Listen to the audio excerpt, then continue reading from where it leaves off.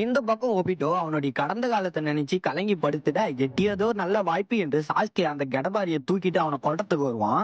இந்த இடத்துல அடியே கிறுக்கு ஸ்டூடெண்ட் பயிலை அவனுக்கு சாவுனா என் கையில தான் கக்காசி ஒரு பக்கம் காமல் யூஸ் பண்ணி முந்திட்டு கொனாய் வச்சு கொல்ல போக சடன்லி ஒரு ஸ்டாப் பார்த்தா மினாட்டோ நமிசாக்கி இவரு எதுக்குடா பொறுக்கால ஒருவேளை ஒபிட்டோ இவரை தான் கொல்ல போறாரோ. ஏன்னா குஷினோ சாவத்துக்கும் லீக் லேஜி சீரழித்துக்கும் ஒபிட்டோ தான் ஒரு பக்கம் காரணமா இருக்கான்.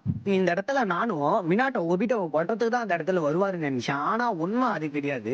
என்னதான் ஒபிட்டோ பல கெட்ட விஷயங்களை பண்ணியிருந்தாலும் ஒரு பக்கம் ஒபிட்டோ கக்காசியும் மினாட்டோ நமிசாக்கியோடைய ஸ்டூடெண்ட்ஸ்ன்றதை நம்ம மறக்க கூடாது. ஏற்கனவே கக்காசி ஒரு பக்கம் ரின்னு பண்ணதுல இருந்து நிறைய டிப்ரெஷன்ல சுத்திட்டு இருப்பான். தென் இப்போ ஒபிட்டோவையும் கொண்டுட்டா கக்காசியால இதுக்கப்புறம் தாங்கிக்க முடியாதுன்றத தாக்கவும். அதே போல ஒபிட்டோ ஒன்னும் பெருசா ஒன்னும் எதுவும் பண்ணிடல.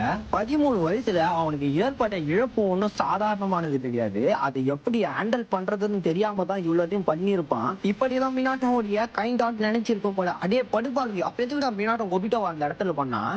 ஐயோ பெருமாளி அபச்சம் அந்த இடத்துல சுச்சுவேஷனே வேறங்க. நாம் யாருக்கு என்ன தீங்கு செய்தோம்?